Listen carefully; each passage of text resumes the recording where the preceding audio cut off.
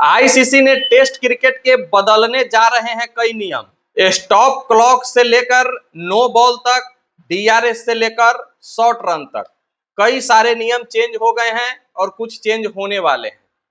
Test cricket की रोचकता को बनाए रखने के लिए आईसीसी हर वक्त कुछ न कुछ रूल में, नियम में चेंज लाते रहती है ताकि मैच का रोमांच बना रहे और लोगों को क्रिकेट के प्रति जागरूकता, रोचकता, रोमांच बना रहे ताकि दर्शक क्रिकेट देखने आ सके। अब आईसीसी ने फिर से कई सारे नियम चेंज कर दिए हैं। अभी हाल फिलहाल व्हाइट बॉल क्रिकेट में बॉल चेंज का रूल आया था, उससे पहले कैच का नियम आया था और अब कई सारे नियम फिर से चेंज कर दिए हैं आईसीसी ने। तो सबसे पहला नियम जो चेंज किया आईसीसी, स्टॉप क्लॉक रूल। भाई stop clock rule white ball cricket में पिछले 1 सालों से चलता आ रहा है, लेकिन अब टेस्ट क्रिकेट में भी स्टॉप क्लॉक का यूज होगा। और ये स्टॉप क्लॉक रूल इसलिए लाया गया है कि जो टीम स्लो ओवर रेट के कारण मैच में थोड़ा सा ज्यादा विलंब करने लगती है, उसी टीम को पेनाल्टी लगाने के लिए ये रूल लाया गया है। स्टॉप क्लॉक रूल का मतलब है कि अगर आप कोई ओवर खत्म कर दिए तो अगला ओवर शुरू करने और पिछला ओवर खत्म करने के बीच में ज्यादा से ज्यादा आपको 1 मिनट का समय मिलेगा। क्लॉक आपके स्टेडियम में चलता रहेगा, जैसे ही ओवर खत्म होगा 60, 59, 58, 57, 56, 3, 2, 1 और इस बीच में अगर आप नेक्स्ट ओवर शुरू नहीं करते हैं तो आपको 2 बार वार्निंग मिलेगी अंपायर के द्वारा। और अगर तीसरा बार भी अगर ये गलती करते हैं तो आपकी टीम को 5 रन की पेनाल्टी लगेगी और बल्लेबाजी करने वाली टीम के खाते में 5 रन जुड़ जाएंगे। ये 80 ओवर तक के ब्लॉक में चलेगा। 80 ओवर के बाद फिर से आपको 2 वार्निंग दी जाएगी। अगला जो रूल चेंज हुआ है वो सलाइवा पर बैन।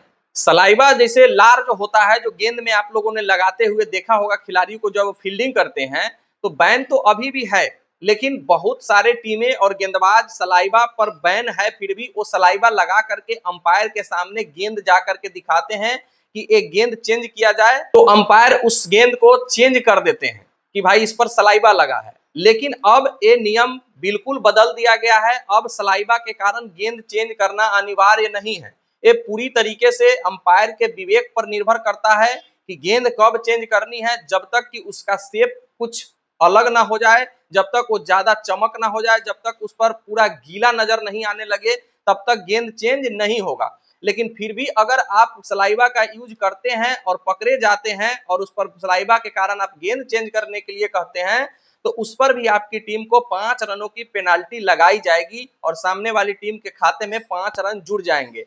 तो अंपायर को अब ये सोचना है कि अंपायर से कोई तेज ना बने कोई खिलाड़ी, कि हाँ अगर उसका इंटेंशन है गेंद चेंज करना, तो जब तक उसमें शेप और चमक और गीला नहीं होता है गेंद, तब तक उससे अंपायर खिला सकते हैं मैच को। अगला जो नियम चेंज हुआ है, नो बॉल पर फेयर कैच रिव्यू। अब उदाहरण के तौर पर समझिए कि अगर कोई खिलाड़ी कैच पकड़ा और दोनों ऑनफील्ड अंपायर उस कैच को लेकर के विचार विमर्श कर रहे हैं कि भाई ये क्लीन कैच है कि नहीं है, इतने देर में टीवी अंपायर, थर्ड अंपायर का फैसला आता है कि ये नो बॉल है। तो जब अभी जो नियम है वो नो बॉल अगर हो जाता है तो उसके बाद कैच हुआ है कि नहीं हुआ है वो डजंट मैटर है, अंपायर बिल्कुल भी उस तरफ ध्यान नहीं देते हैं और नो बॉल करार दे दिया जाता है। लेकिन अब नो बॉल करार देने के बाद भी उस कैच को देखा जाएगा। अगर वो कैच सही ढंग से पकड़ा गया है तो केवल और केवल बल्लेबाजी टीम को 1 रन मिलेंगे नो बॉल का, और जो दौड़ कर रन लिए रहते हैं वो रन नहीं मिलेंगे। लेकिन अगर वो कैच फेयर नहीं है, कैच छोड़ दिया गया है और नो बॉल है, तो फिर एम्पायर उसको चेक करके जितने रन दौड़े रहेंगे खिलाड़ी, उतने रन भी काउंट होंगे उसके खाते में। ये नया नियम में जोड़ा गया है कि नो बॉल पर रिव्यू अगर लेता है तो रन काउंट होंगे, अगर कैच नहीं हो पाता है तो। अगला जो नियम में बदलाव किया गया है डीआरएस प्रोटोकॉल के नियम में। अब मान लीजिए कि अभी किसी बल्लेबाज को कैच आउट का अपील होता है बॉलरों के द्वारा और अंपायर नॉट आउट देते हैं, तो डीआरएस लिया जाता है। तो अंपायर चेक करते हैं कि बल्ले में बॉल नहीं लगी है, अल्ट्रा एज में कोई हरकत नहीं है, सीधे बॉल जाकर के पैड से टकराई है, तो अंपायर अभी के नियम के अनुसार क्या करते हैं कि कैच आउट नहीं है तो फिर एलबीडब्ल्यू चेक करते हैं, और एलबीडब्ल्यू में अगर अंपायर्स कॉल निकलता है तो क्योंकि अंपायर नॉट आउट दिया हुआ है फिर भी वो प्लेयर नॉट आउट ही रहते हैं। लेकिन अब जो नियम चेंज हुए हैं उसमें अगर आप रिव्यू लिए और एम्पायर और बल्लेबाज के बॉल में बैट टच ना होकर के पैड में डायरेक्ट जाकर के लगा है, फिर भी अंपायर चेक करेंगे, लेकिन यहाँ पर जो ओरिजिनल डिसीजन होगा वो लेवल आउट का होगा। और अगर अंपायर कॉल भी होगा, हल्का सा भी विकेट पर जाकर के बॉल लगती होगी तो फिर वहां पर बल्लेबाज को आउट करार दिया जाएगा। ऐसा नहीं है कि अंपायर कॉल हुआ और अंपायर नॉट आउट दिया है तो बल्लेबाज नॉट आउट रहेगा, नहीं, बल्लेबाज को आउट होना पड़ेगा क्योंकि नियम अब चेंज हो गया है। अगला जो नियम में चेंज आया है वो कंबाइंड रिव्यू। अब क्रोनोलॉजिकल ऑर्डर में जो रिव्यू लिया जाएगा, जैसे अब मान लिया जाए एक ही बॉल पर एलबीडब्ल्यू की भी अपील हुई और उसी बॉल पर रनआउट भी हो गए, तो अंपायर एलबीडब्ल्यू का अपील नहीं दिया तो गेंदबाजी टीम के कैप्टन रिव्यू लिया।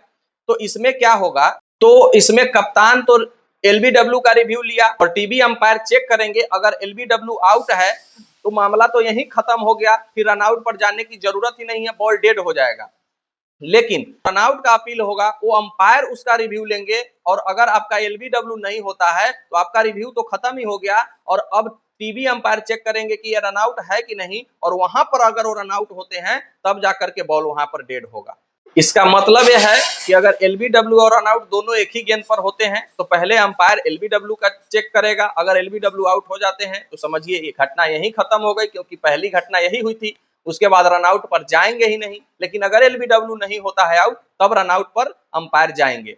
अगला जो नियम में चेंज आया है वो जानबूझ करके शॉर्ट रन लेने का खिलाड़ियों का जो आदत है उस पर भी लगाम लगाई है आईसीसी ने। कोई बल्लेबाज अभी के नियम के अनुसार शॉर्ट रन लेते हुए पकड़ा जाता है तो उसकी टीम को 5 रनों का नुकसान झेलना पड़ता है, 5 रनों का पेनाल्टी झेलना पड़ता है। लेकिन अब जो नियम में बदलाव आए हैं वो अभी भी शॉर्ट रन लेंगे तो 5 रनों का पेनाल्टी तो झेलना पड़ेगा, लेकिन सामने वाली जो गेंदबाजी कर रही है टीमें उसको कप्तान से पूछा जाएगा कि भाई आप किसको स्ट्राइक पर देखना चाहते हैं, कि अगर 2 रन कोई लिए हैं तो 1 रन शॉर्ट है तो जो बल्लेबाज शॉर्ट खेला था वही स्ट्राइक पर गए हैं तो क्या उसको स्ट्राइक पर देखना चाहते हैं या नॉन स्ट्राइकर खिलाड़ी को स्ट्राइक पर देखना चाहते हैं। होता क्या है कि आदमी जल्दी जल्दी 2 रन लेने के चक्कर में या स्ट्राइक के चक्कर में रन शॉर्ट कर जाते हैं, पूरे तरीके से क्रीज को पार नहीं कर पाते हैं और दौड़ जाते हैं। तो इस स्थिति में सामने वाली टीम जो गेंदबाजी कर रही है उसके कप्तान से पूछा जाएगा और 5 रन तो पेनाल्टी के रूप में